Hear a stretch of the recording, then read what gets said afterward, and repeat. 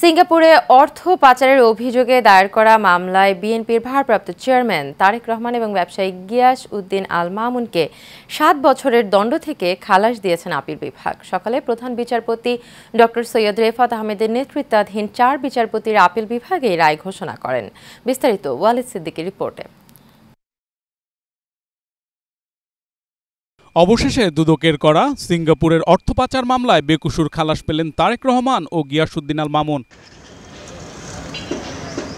এই মামলায় 2013 সালে নিম্ন আদালতে তারেক রহমান খালাস পেলেও উচ্চ আদালতে তা বাতিল হয়। পরে মামলা গড়িয়ে যায় আপিল বিভাগে।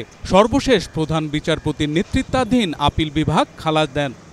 আজকে অ্যাপারেট ডিভিশনের full court presided by honourable chief justice এবং উনি আমাদেরকে নির্দোষ সাব্যস্তে গিয়াসউদ্দিন আল মামুন সাহেবকে এই মামলায় খালাস দিয়েছেন। আর তারেক রহমান সাহেব যদিও এই মামলায় আপিল করতে পারেননি, আমরা আমাদের সুপ্রিম কোর্ট এবং ইন্ডিয়ান এবং পাকিস্তান সুপ্রিম কোর্টের বিভিন্ন জাজমেন্ট থেকে আমরা দেখিয়েছি যে যদি মামলা প্রিন্সিপাল অ্যাকিউজডের এগেনস্টে প্রমাণ না হয়, যদি মামলা দেখা যায় যে না এটা ইন্টেনশনালি করা হয়েছে হ্যারাসমেন্ট করার জন্য, হিউমিলিয়েশনের জন্য এবং এই মামলা সাজা দেওয়ার মতো কোনো কিছু নাই, সেক্ষেত্রে কেউ যদি আপিল নাও করে কোর্ট ইচ্ছা করলে তাকেও এই খালাসের যে বেনিফিট এটা তাকেও দিতে পারেন।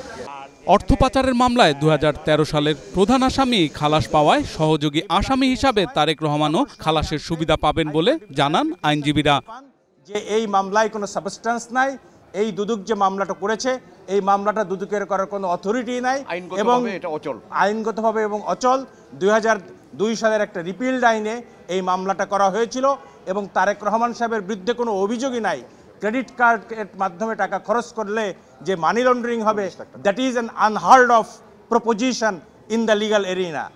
দুদকের আইনজীবী জানান এ মামলায় যথাযথ আইনি প্রক্রিয়া অনুসরণ করা হয়নি। Walid Siddiqui, Asian television, Dhaka.